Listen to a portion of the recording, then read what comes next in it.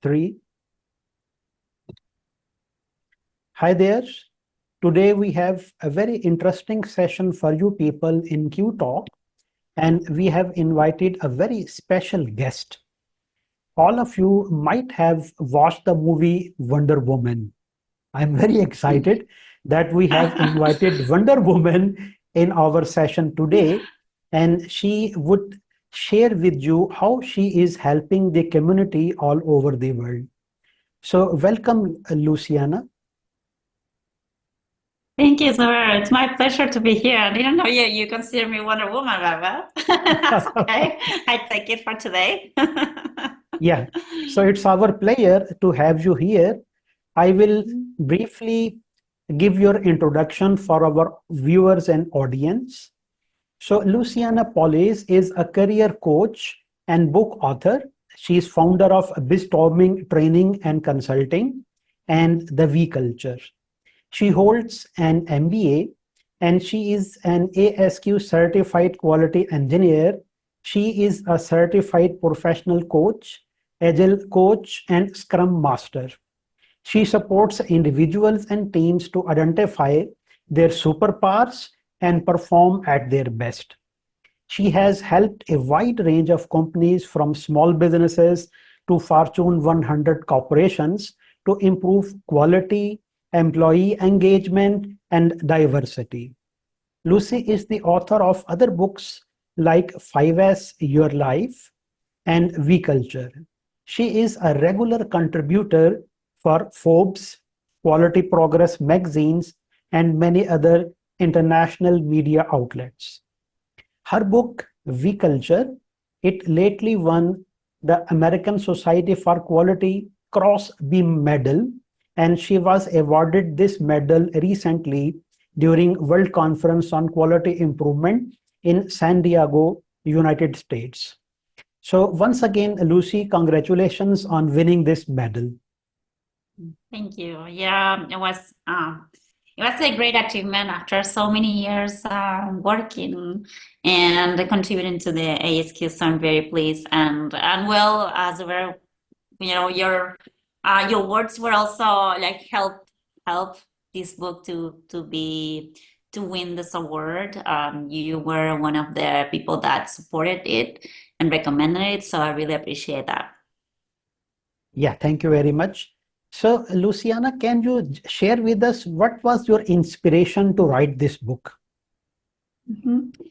Well, the all the books that I've written are connected somehow. So every time I'm writing a book, I also have ideas on the next books that are coming. So this book was born in 2016 when I published my first book. I thought it was the perfect timing for the book. Because the book is about how you can create a culture of collaboration, like a culture where people are happy working in the company, and whatever you do at the company contributes not only to you, but to your company and to your clients and everyone around you. Yeah, wonderful. In fact, I received this book, and it's a wonderful book, and it has been written in a very unique way. And I can clearly see that it is different from traditional or conventional books written on the cultural aspects or the human resource aspect, taking quality into consideration. But this book, it has a unique structure, and you have totally followed your methodology with the chapters. So, have you written it like a playbook or something like that? Well, that's how it's organized in my mind. Yes, because what happens is that to me it was like a playbook, but it was also organized in categories, because what I see here, the way I see the organization is like a person, that you have a brain, you have your intuition, kind of the part that of the brain that you cannot see so well. Then you have the heart, and then you have your arms and your legs that help you move forward, right? So I see the organization in the same way. So that's why the the book is divided in four main chapters. You would see units, kind of. where one is about connection, which is more, the intuition, then you go to attention, which is more connected to the mind, right? Then you go to the emotional aspect of empowerment. And then that's the arms and the legs, that is the action, right? Like how you empower people, right? So sorry, the previous one was how you respect people, and then how you empower them, right? So all these four aspects are so important for you as a person to be a balanced person, and to, not only think, but also feel, but also move forward. And the company has the same thing, right? But I barely see all the skills that you need to develop as a leader organized this way. And I think they are very important, because you need to be aware of what are the things that you need to do. How are the people that you lead, right? Are they more like rational oriented? Are they more emotions oriented, right? Like the same with your clients, the same with everyone in the organization. Like they are all people, right? So they all have these different aspects. So it's important that you understand, where am I good at? What are the weaknesses that I have? Where do I need someone else to complement me, if that makes sense? Yeah, wonderful. So I have seen that you have proposed a model which you call care model, and you have associated many skills with these four parts: connection and attention and respect and empathy. But how do you see applying it on conventional organizations? I mean, the organizations which have mortar and brick structure, people used to go, sit, work, and go home. And you have also talked about the COVID experience, which has accelerated the digital transformation. So as a result, we have also hybrid or digital organizations. How do you see applying care model across physical organizations and hybrid or digital organizations? Well, the book is been written for all these type of organizations, really, and it's even more valid in hybrid and in remote organizations. What happens is that all these aspects are developed in the organization, whether you like it or not, right? So innovation, for instance, if you think about the first units, have to do with connection, right? One aspect of it is the purpose of an organization. Another aspect is how do you deal with change management, right? So all these skills will happen in all the organizations. Now, how you communicate those things within the organizations, that's going to be so different, right? So maybe in remote organizations, you have to be more intentional about your purpose. You have to be more intentional about the skills that you want to develop, because before, or like in a face-to-face organization, everyone can see the leader doing the things, right? But in a big organization that is so remote, how do you know what the culture is? How do you know what the leader wants? You have to either meet more often with your people, to have these one-on-one sessions maybe every week. And that's why there's a chapter on respect, right? That has to do with meeting one-on-one, right? And how to do it in different ways. Can you do it face-to-face? Can you do it online? Can you do it, through messages? What's best, right? But all the skills work for every organization, but you need to tweak it a bit based on the organization, based on how they work, based on the employees, based on their personality. So it's kind of chaotic. So what I'm trying to bring is a little more order to what seems chaotic, if that makes sense. Oh, yes. Oh, yes. That's great. So I have seen the skills which you have proposed. They not only align with the list of skills which World Economic Forum has suggested, but you have also suggested that these skills can also be applied in an organizational setting, for example, Metaverse. So with augmented reality and virtual reality and all those gadgets in the form of Internet of Things, we can interact with avatars and virtual world. So how these skills would help people into, adjusting into those cyberspace? Yeah, Yeah, because actually, what in most of the skills, what I'm trying to say is that there's some guidelines that you can follow, but in the end, you need to pay attention, listen, and adapt. That's kind of my as a coach, that's my work every day, right? I meet with people in every session. I don't have a plan for every session. I may have an idea what we're gonna discuss based on the past, but I never know what's gonna happen, right? So what I try to do is I build the tools and the environment so that the person feels comfortable to work at their best. And this is exactly what I expect from everyone in companies. You, Israel, and I work here, right? In Texas, but what can we do? We can bring the metaverse. Maybe we can bring some tools so that we feel like we're working one-on-one, right? Or we have this Zoom where we can record the sessions, we can watch the videos, we can listen to us. So we improve the tools and the environment so that we can work better wherever we are. Great. Yes. I have seen that you have used variety of terminology in your book. So, for example, as a coach, as a mentor, you have provided guidelines and different types of advices. You also have used a new term which is called reverse mentoring. So, can you just share what is reverse mentoring and how to apply it? Yeah, reverse mentoring is part of this being flexible, like that I'm proposing, right? Why? Yeah. Because it means that sometimes you can go and be the person that tells someone what to do or that directs the chaos, the order. But sometimes it could be that you're the person to listen. And this could go for anyone, right? So reverse mentoring is about how maybe young people, the Gen Zs, which they're called, the ones that were born after 1995, can go to work. And normally you would expect that then they need to learn from everyone else.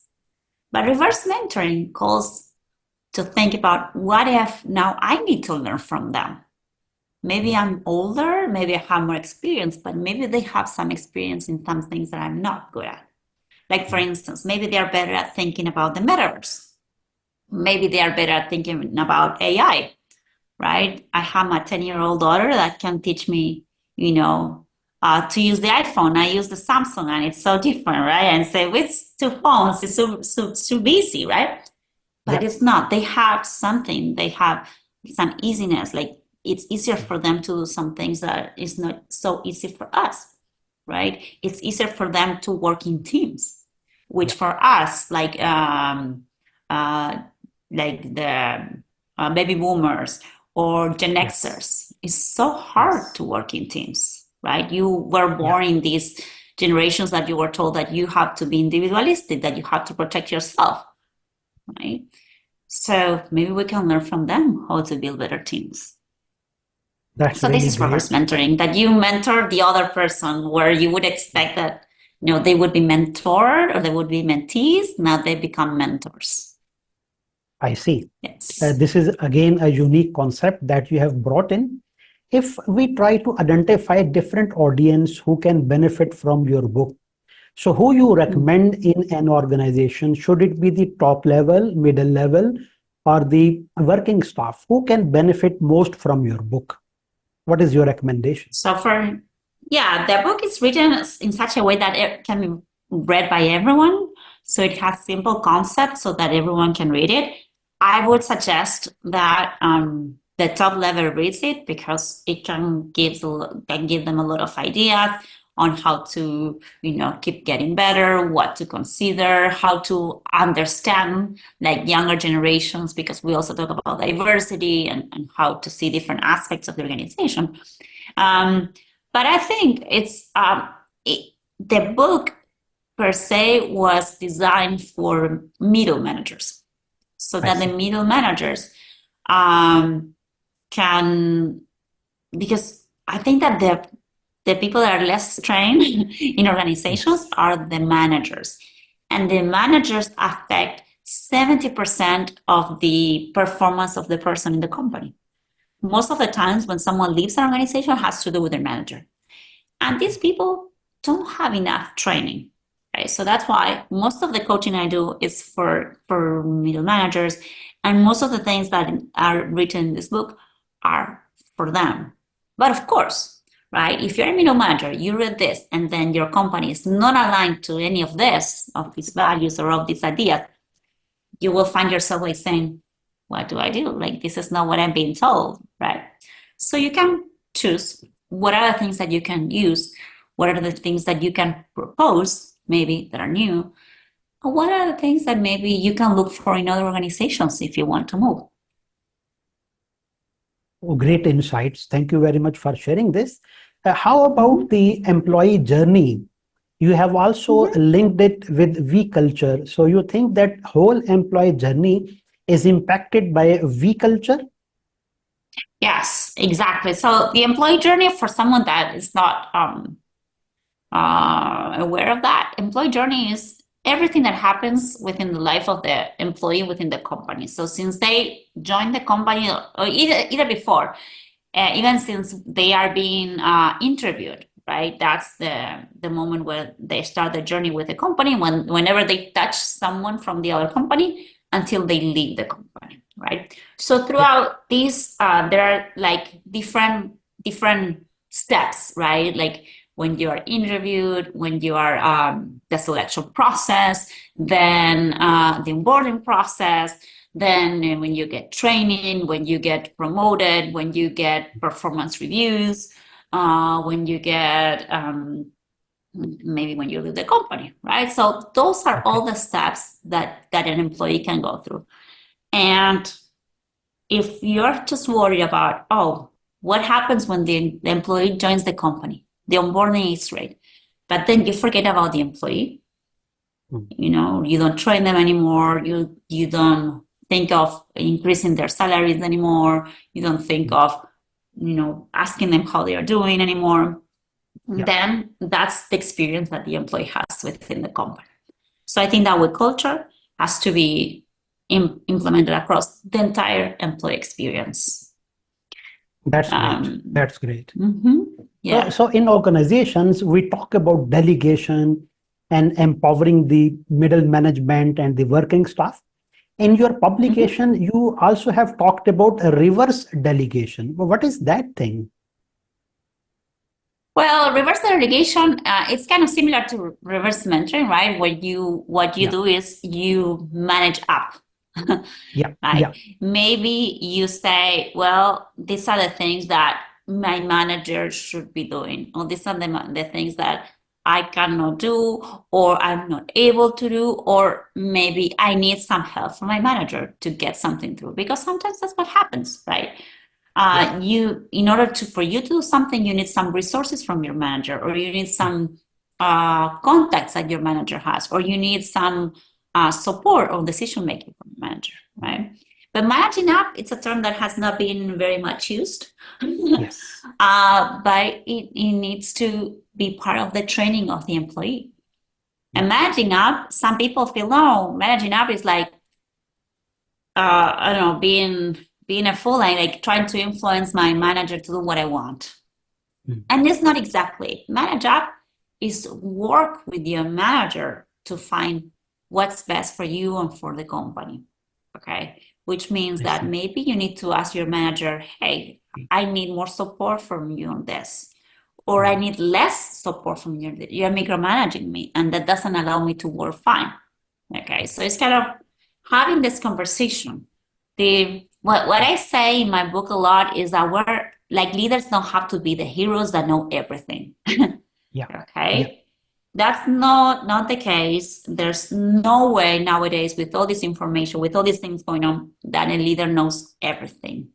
So a leader is just a person with the role to coordinate things, but that doesn't mean that they know everything. So if there's something that I can tell them that can help them do better their work, I should do it with a respectful comment, respectfully, assertively, yes. But everything, unless it's like kind of what I say in some of the first chapters, the information go from top down and from bottom up. There's no only one way. Great. Yeah, Yeah. that's great. Yeah. So, Lucy, there is another interesting thing that I came across in your book, and it is about using a concept that we have in lean manufacturing. It's called single minute exchange of die. And you have utilized this concept in uh, organizing team routines. So, how do you propose to utilize SMED in team routines? Yeah, so basically, the idea of the SMED is for everyone to see it. Probably the people from quality, they know this concept, but it's basically how you make a process that it's kind of long, make it shorter. And then the most common example is Formula One, right? Like how in the past they would take like 10 seconds to change a tire, right? I would say 10 seconds is like, maybe if I have to do it, it takes 2 hours for me, right? But nowadays they are doing it in 8 milliseconds or 6 milliseconds. It's like this. They go and they're already done, right? They change the tires so fast, but this makes the difference. Whoever does it faster makes really the difference for them getting to the finish line faster, right? So what I use this concept to make meetings more effective, because I'm thinking if we can use the same terminology and the same concepts that are used for these Formula One cars, we can say, why are we all taking 1 hour for every meeting when we could take maybe 30 minutes? I see. Right? Or 10 minutes. How can we make it more effective? How can we remove some tasks that could be done before? How can we add some tasks? Or how can we do sometimes some tasks at the same time?